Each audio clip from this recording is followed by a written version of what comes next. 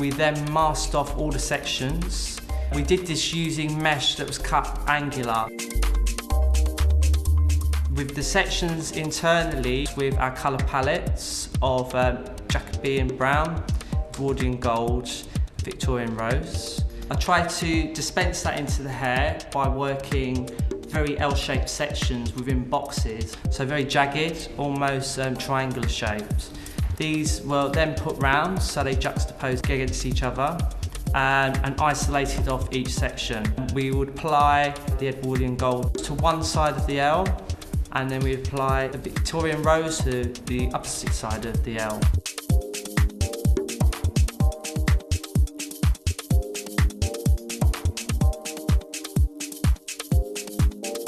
We then stretched these up the hair and applied the mid-band with the opposite of colour. So every section had two colours within there opposing each other. The ends were then delicately stretched using Jacobean Brown, so it kept its fluidity all the way through. Therefore, working this angle all the way through a box till we run out of hair. We then worked the same on every box till there was no hair left, and in the end you end up with a real smash of colour.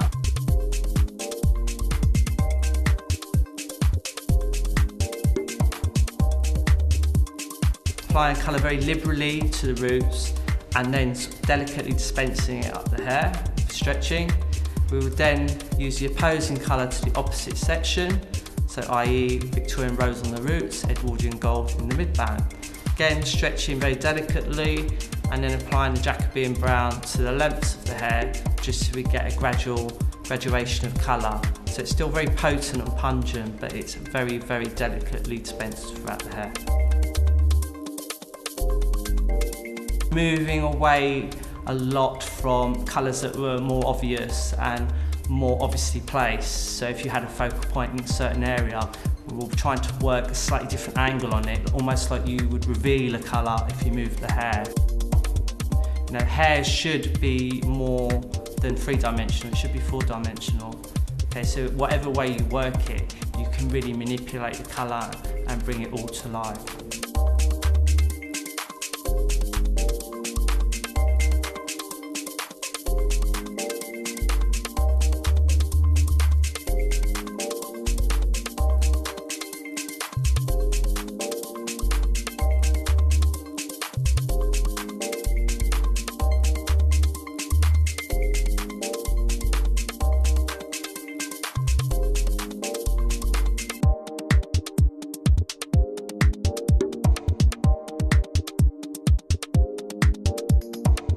So after the colour, we then worked some more product into the hair. So working again with thickening cream and with volume mousse. Both of these products together again helped me swell the hair, creating a little bit more texture in the hair, making the hair more malleable so we can mould it into the texture that we wanted for the end result.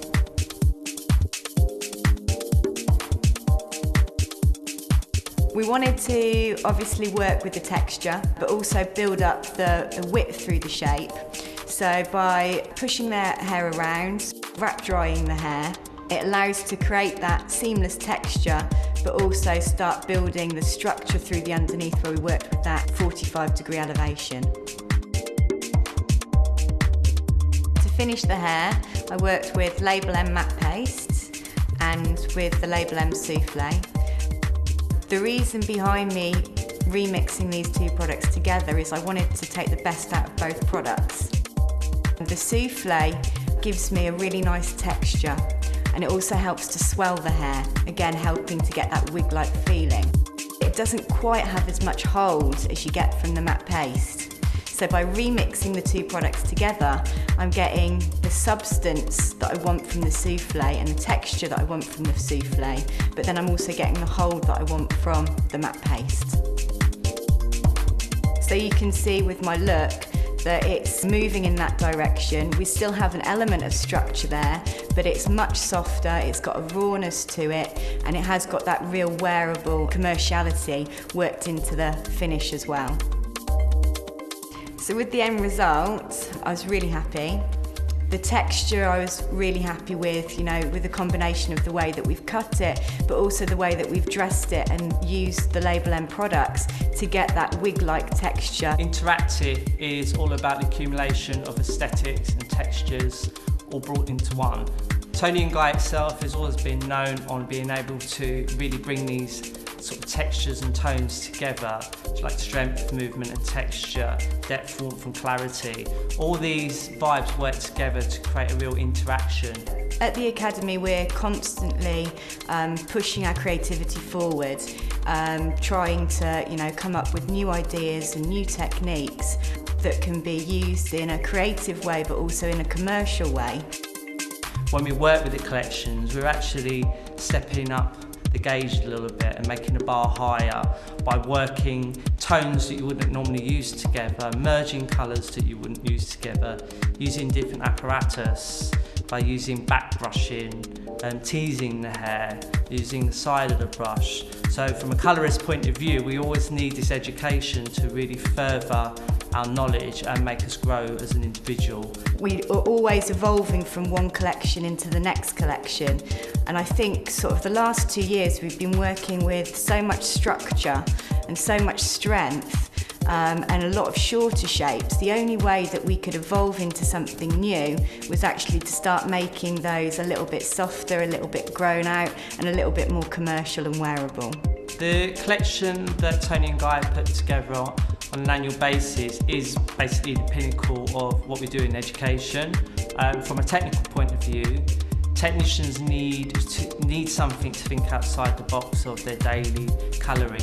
We all know what techniques do for us as business, they are our bread and butter, but at the same time we need to really start bringing in techniques that evolve those areas, they bring in more business.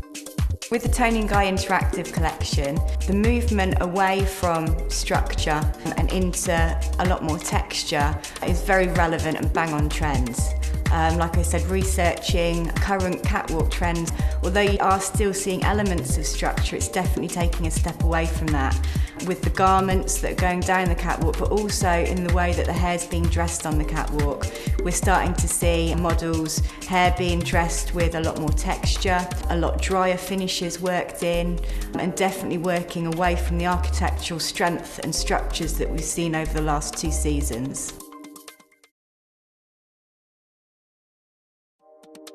My name is Hidei Saiga. I'm based here at New Oxford Street. My main job is manager here at the Academy, and also I'm International Artistic Director, also based in the Regent Street Salon. So today we've been working on the new collection, Interactive, and my look's called Surma. Surma means there's a tribes in Eastern Africa, and they decorate their hair into many different textures. Every day they renew their look, and our look is combined with movement, texture, from hair cutting techniques and colour techniques. So it's the maximum movement and textures is inside the haircut. So we want it to give the shape that every day, once you wash your hair or move your hair, creates a different shape and looks. So that's inspiration from our haircut. To change the look, to have a versatility in the look is really important to the client. They can push it to one side, push it the other side, or even backwards. To have the completely different looks is something that's quite important. One of the main philosophy, I believe, at Toni & Guy is to have fun as well. So you can enjoy your hair, push it that way, this way, and create a different looks. And we also have Label M products to create a straighter, shinier, matter, or even curlier look within the different application of products. The shape of the haircut worked is a mid-length shape, just around the jawline, combining the offset undercutting, also undercut layering through the sides, and they're working with longer layers. The shorter side I cut, I keep it longer, and longer side I cut, go shorter. So you just have elements of a little bit of incomplete, kind of defective completeness within the haircut. After I applied the protein spray, I applied the Label M volume mousse, which is a great product to go to any kind of finish. I started my technique by taking a diagonal parting from the right hand side of the forehead down to the left hand corner of the nape. I put the radial parting in. I took from diagonal forward sections, which runs from the diagonal parting to each top of the ears. So at this point, I separated the hair above the occipital bone, below the occipital bone. I took a diagonal section coming to each recession area. One side, on the right hand side, I went slightly lower to the lower recession area. The other side I curved a little bit higher. Once I completed this, I clipped away the sides and the top area. So I've got a nape, sides, crown area and the front area. So I took a first section diagonal from here to following the hairline. Then what the most important thing to do is to get your decrease in length angle. So when you work on the graduation, bottom is shorter and the top of the section is longer. In this case, I'm going really tight into the nape. So once I've done the first section, check the balance, then I moved on to carry on the diagonal section all the way to the center. Same on the other side, all the way to the center. Make sure I cross over.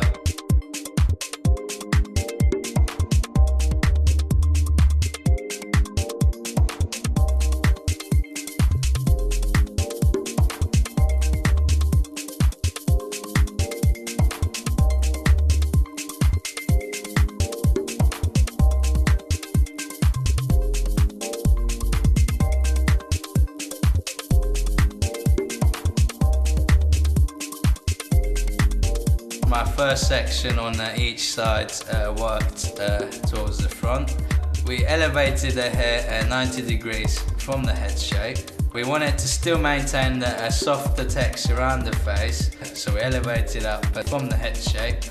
Then started to point cut from the guideline I had from those 2 points meeting. But by the time it comes to the front, you maintain the lengths. And also you got the softness by elevating it at 90 degrees.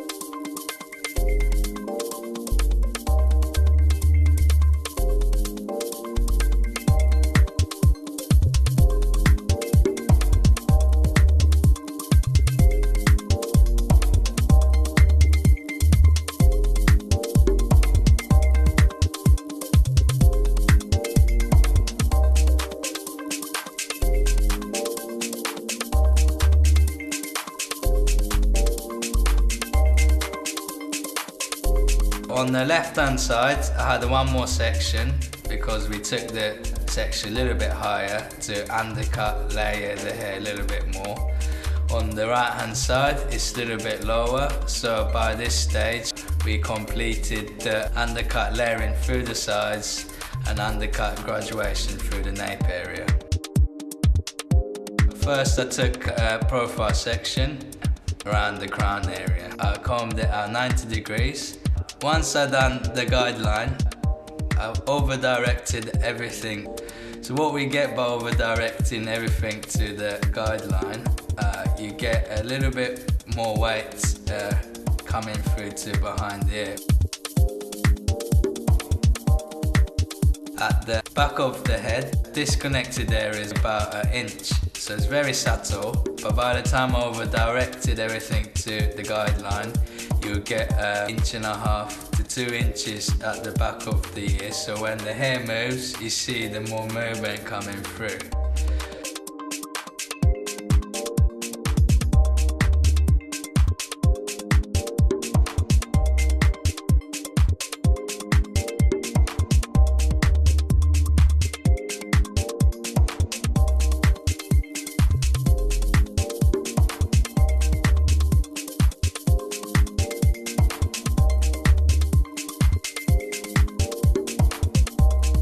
Once I finished the back section, I used the crown section as a guide. On the right hand side, where I kept the undercut longer, I've gone shorter by taking the horizontal section, plan cutting once again square, then over directing everything to that point.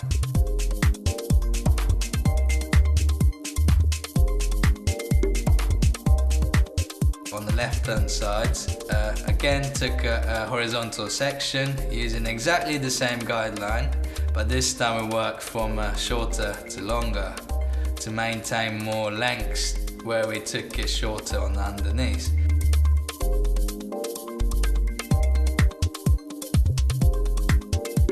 So both sides were over directed to the crown, so you maintain the maximum weight towards the front. We dried the hair once I finished the shape.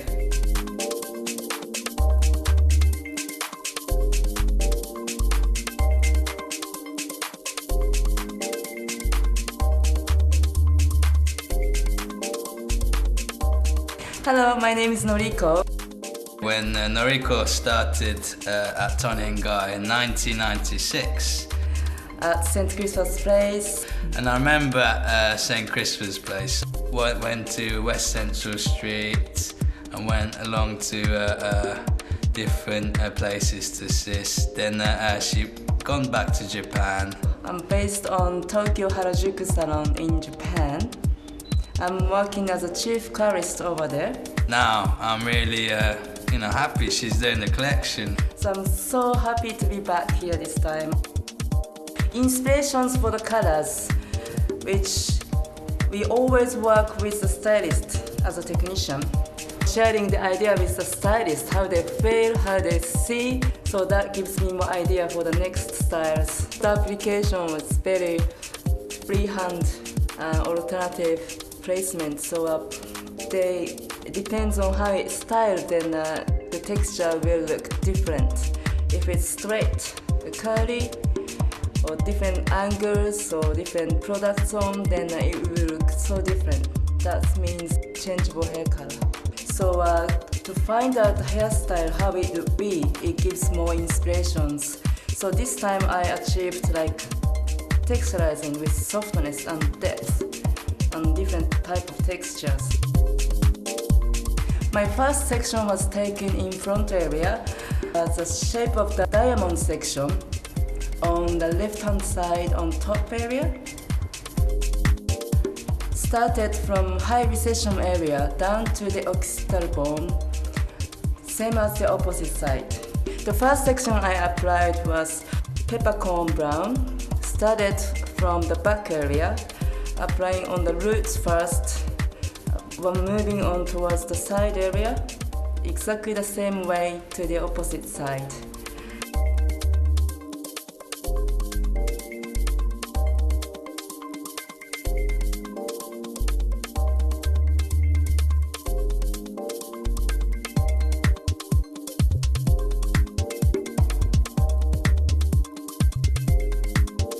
And then, as a block coloring technique, applying the same color through to the ends.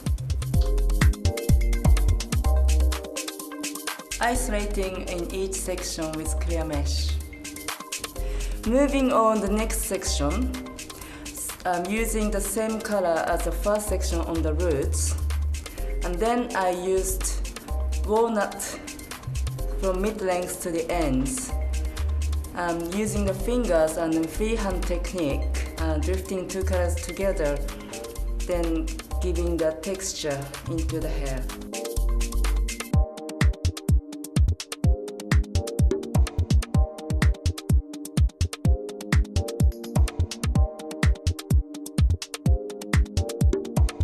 Isolating in each section with clear mesh.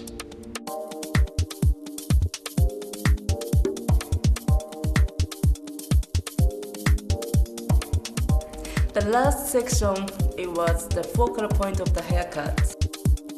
So as a colorist, I wanted to create texture. I applied same color on the roots.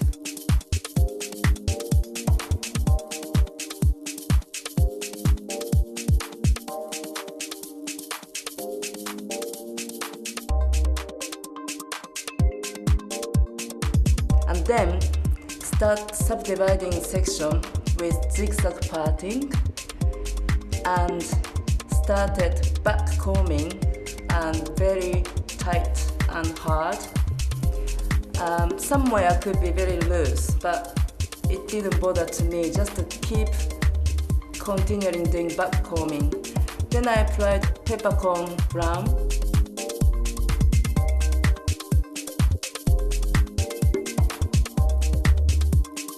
Then I applied pre-lightning.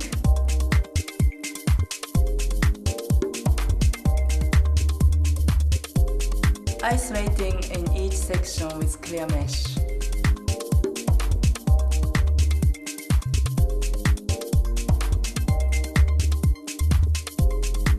Dividing section with zigzag parting. Each section was back-combed and color was placed on the back-combed sections.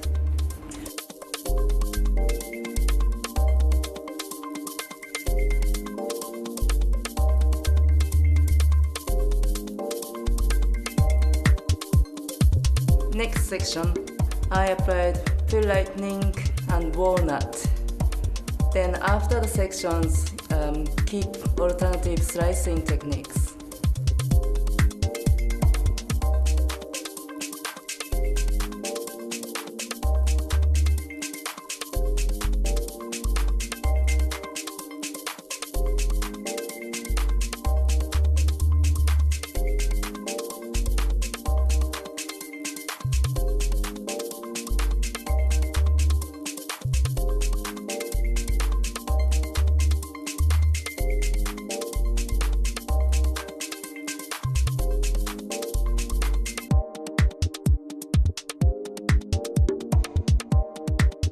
Once it's processed, rinsed off and dry off. To finish the color, work in pre-lightening area and taking the same section in the focal point of the haircut with the toner and taking section, but the angle is the opposite.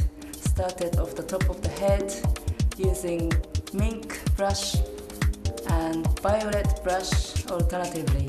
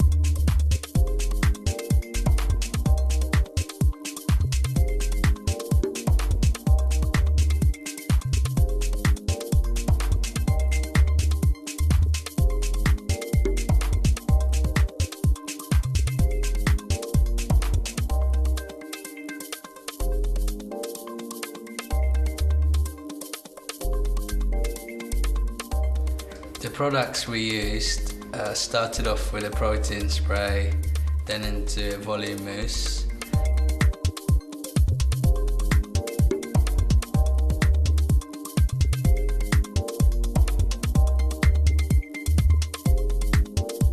I power dry the hair so hair moves a little bit more.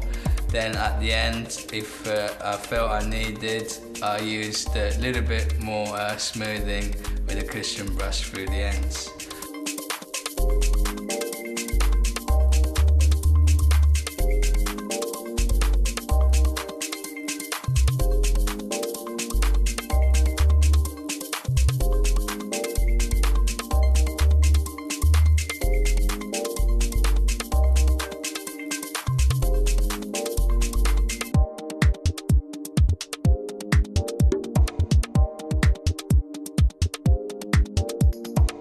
Then worked our resurrection dust and a dry shampoo. The reason why we choose these products was to get the maximum texture, a little bit more drier, a little bit more touchable, and to create the maximum fluid texture.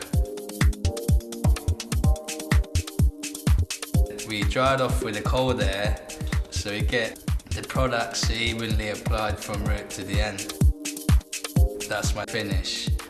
It's a very wearable, very movable, and it's not overly done. I am very happy with my result. Then I've got already the idea for the next styling or coloring. Creating one style but also having another next ideas together, so that the collection or new style could be natural progressive. What I've seen from the new collection, Interactive, all the techniques, cut and colour are very adaptable, very usable. You can't just do one-off haircut. We need to do the haircuts that can be changeable, adaptable, depending on hair type. As a technician, I enjoy simple technique, but depends on color choice. Result could be so different. Then you can create many different ways. That is very fun. We are doing on this collection interactive, a lot of textured looks, and that's I believe what we do the best in the world. Learning techniques is very important for me, but also to me it's more important to meet all the people in Twenyan Guy. Come back here, still feels family. It's great.